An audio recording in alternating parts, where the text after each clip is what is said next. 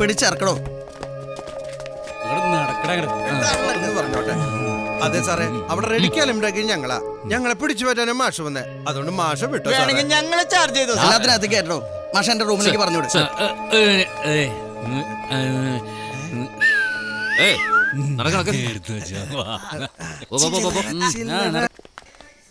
കേറി വാ. നിങ്ങളൊരു അധ്യാപകനല്ലേ?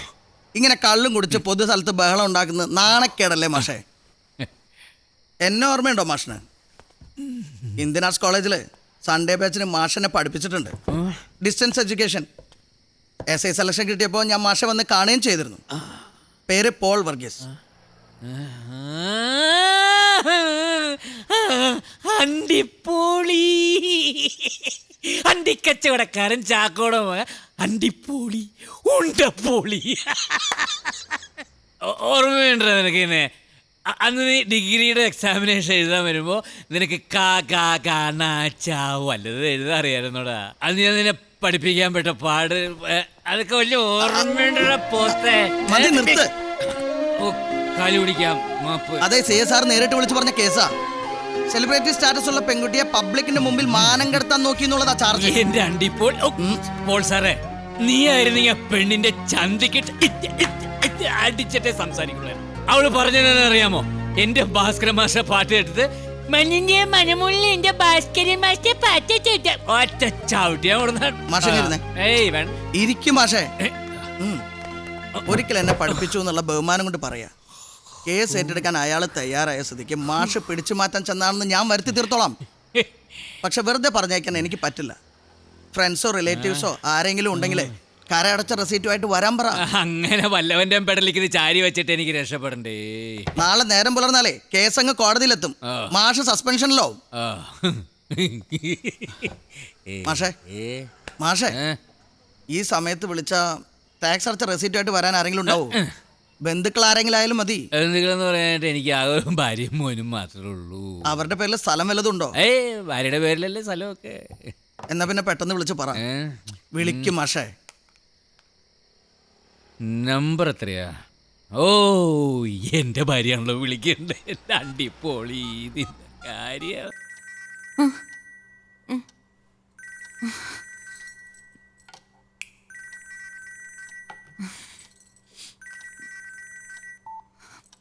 ഹലോ, ഞാനാടി. എവിടുന്നാ? സ്റ്റേഷനിലാ. പോലീസ് സ്റ്റേഷനില്. പോലീസ് സ്റ്റേഷനോ? അയ്യോ, വാ. വാടി വാ. ഈശ്വര.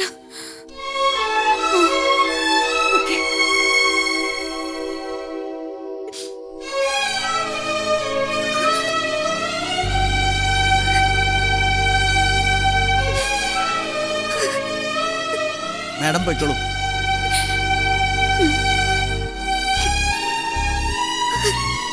മാഷേ മാഷേ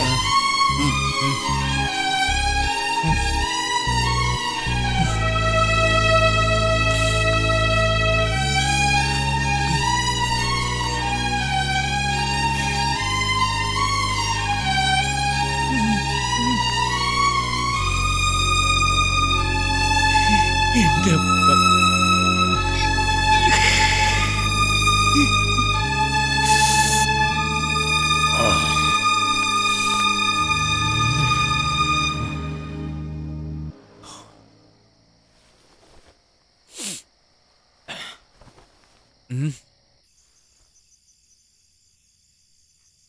മാഷേ,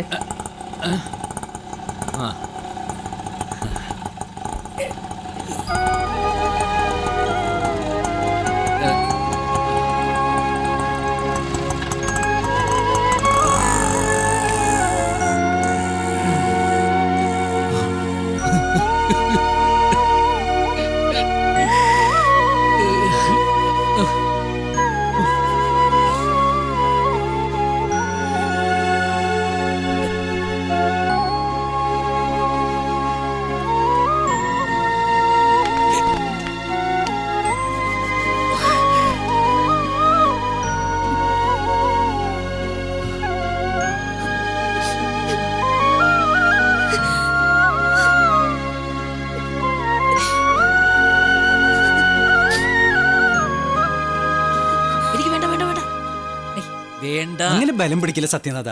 ഒരു പെഗ് കഴിച്ചു വെച്ചാൽ ഒന്നും വരാനില്ല. ഐ, അങ്ങനെ എനിക്ക് വലിയ നിർബന്ധമൊന്നുമില്ല. ഞാൻ കഴിക്കാറുണ്ട്. ആഴ്ചയിൽ 1-2 ദിവസം കഴിക്കും. പക്ഷേ ഇന്ന് വേണ്ട. ഭാര്യയെ പേടിച്ചിട്ടാ? ഐ, പേടിച്ചിട്ടൊന്നുമല്ല. ഒരു കെയർ. പിന്നെ കുടുംബം കൂടെയുള്ളപ്പോ തലക്കൽപ്പം വെളുവുള്ളത് നല്ലതാ. ആദ്യം കുടുംബം, അത് കഴിഞ്ഞിട്ട് മതി മറ്റേത് ലഹരി. കഴിച്ചു. Yes.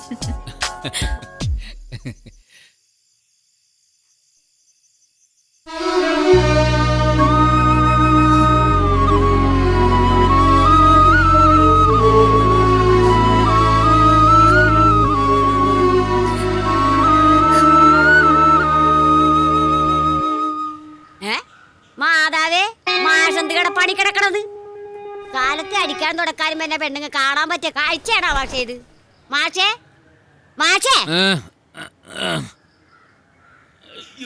അന്തമില്ലാത്ത കിടപ്പ് കിടന്നല്ലേ തെണ്ടിപ്പട്ടും കാടമ്പൂച്ചും കയറിടക്കുന്ന സ്ഥലമാണ് മാഷേ ഇത്. നേരം വെളുത്ത് നോക്കുമ്പോഴേ ആഷിക്കപ്പൊരു സിനിമ പോലെ ആവും. അച്ഛൻ ഇന്നലെ എവിടെയാണോ കിടന്നേ? അമ്മ വല്ലതും പറഞ്ഞോ? ഇല്ല. എന്തേ? എങ്ങനെയുണ്ട് നിന്റെ പഠിപ്പൊക്കെ? ഒരുപാട് നോട്ട്സ് ഒക്കെ ഡൗൺലോഡ് ചെയ്യാനുണ്ട്. ഒരു കമ്പ്യൂട്ടറും നെറ്റ് കണക്ഷനും വേണം. ഇതൊക്കെ പറയാൻ അച്ഛനെ കൈ കിട്ടിട്ട് വേണ്ടേ? ശരിയാക്കാം മക്കളെ, ഒക്കെ ശരിയാക്കാം. അച്ഛൻ ഈടായിട്ട് ഇത്തിരി ഓവർ ആവുന്നുണ്ടല്ലേ ഭാസ്കര? ഇത്തിരി അല്ല, ഒത്തിരി.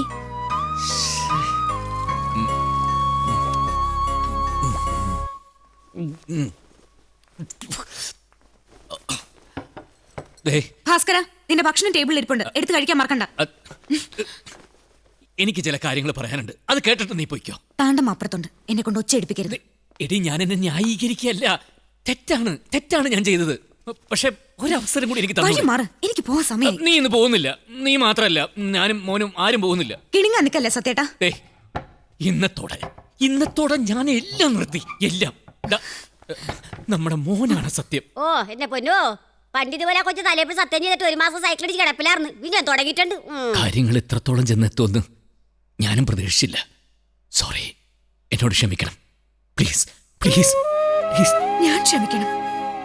നിങ്ങൾ എന്ത് തോന്നിയാസം ചെയ്താലും ഞാൻ മാത്രം ക്ഷമിക്കുകയും പൊറുക്കുകയും വേണം. നിങ്ങൾ ഈ വൃത്തിയായിട്ട് ജീവിതം തുടങ്ങിയിട്ട് എത്ര കാലമെന്ന് വല്ല ഓർമ്മയുണ്ടോ? സ്കൂള് വിട്ടാൽ ഓടി പോകുന്നുണ്ടല്ലോ പൂരപ്പറമ്പിലേക്ക്. എന്നെ മോനെയും പറ്റി എപ്പോഴെങ്കിലും ആലോചിച്ചിട്ടുണ്ടോ? ദിവസവും കുടിച്ചു കൂത്താടാൻ നിങ്ങൾക്ക് ഒരുപാട് ന്യായങ്ങളുണ്ട്. പകല് മുഴുവൻ കുട്ടികളെ പഠിപ്പിച്ച് എക്സോസ്റ്റഡ് ആയി. അതിന്റെ സ്ട്രെസ് താങ്ങാൻ പറ്റണില്ല. പക്ഷെ ചീട്ട് കളിച്ചും കുടിച്ചും നിങ്ങൾ അതൊക്കെ മാറ്റിടണ്ടല്ലോ. ഒന്നോർത്തോ, നിങ്ങളെ കണ്ട ഇവിടെ ഒരു ആൺകുട്ടി വളരണത്. ഒരിക്കൽ അവരോട് സമാധാനം പറയേണ്ടി വരും. സോറി. അർദ്ധരാത്രി പോലീസ് സ്റ്റേഷനില് ഭർത്താവിനെ ജാമ്യത്തിലെടുക്കാൻ വരുന്നത് നീയെന്നല്ല, ഒരു ഭാര്യയും പൊറുക്കില്ല. എനിക്ക് എന്നോട് തന്നെ പുച്ഛം തോന്നുക. എനിക്കിപ്പോ നിന്റെ മോന്റെ മുമ്പിൽ നിൽക്കാൻ നാണം തോന്നുന്നു. ഇങ്ങനെ പോയി കഴിഞ്ഞാ നാട്ടുകാർക്കും വീട്ടുകാർക്കും ആർക്കും വേണ്ടാത്തൊരു ഒരാളായിട്ടായിരിക്കും എന്റെ ജീവിതം അവസാനിക്കുക. തിരിച്ചു പിടിക്കണം. എനിക്ക് എന്നെ തന്നെ ഒന്ന് തിരിച്ചു പിടിക്കണം. എല്ലാ അർത്ഥത്തിലും ഒരു ന്യൂ സ്റ്റാർട്ട്.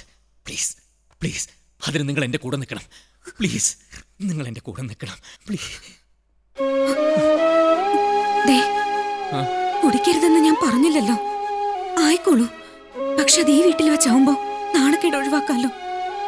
പോലീസുകാരുടെയും നാട്ടുകാരുടെയും മുമ്പില് ഒരു അധ്യാപകനായ നിങ്ങൾ നാണം കെട്ട് നിൽക്കുന്നത് കാണുമ്പോ അതെന്താ ഓർക്കാത്ത? ഓർക്കും, എല്ലാം ഓർക്കും. പ്ലീസ്, ദേവി ഇതിനെ പഴയ കാര്യങ്ങളൊന്നും എന്നെ ഓർമ്മിപ്പിക്കരുത്. ഞാൻ വേഗം കുളിച്ചിട്ട് വരാം. എന്നെ നിങ്ങൾ വല്ലാതെ മിസ് ചെയ്യുന്നുണ്ടെന്ന് എനിക്കറിയാം. ഇന്ന് നമ്മളെല്ലാവരും കൂടി പുറത്ത് കറങ്ങാൻ പോകുന്നു. അയ്യോ, അതൊന്നും വേണ്ട, എനിക്ക് ലീവില്ല. അതൊന്നും പറഞ്ഞാൽ പറ്റില്ല. നീ മോനും ആദ്യം പോയിട്ട് എന്തെങ്കിലും കഴിക്കാൻ നോക്ക്. രാവിലെ മുതൽ എന്നോട് പിണങ്ങി വെറും വയറ്റിലല്ലേ നിൽക്കുന്നത്. സത്യേട്ടൻ പോയി കുളിച്ചിട്ടോ, ഒരുമിച്ച് കഴിക്കാം. വേഗം വരാം മക്കളെ.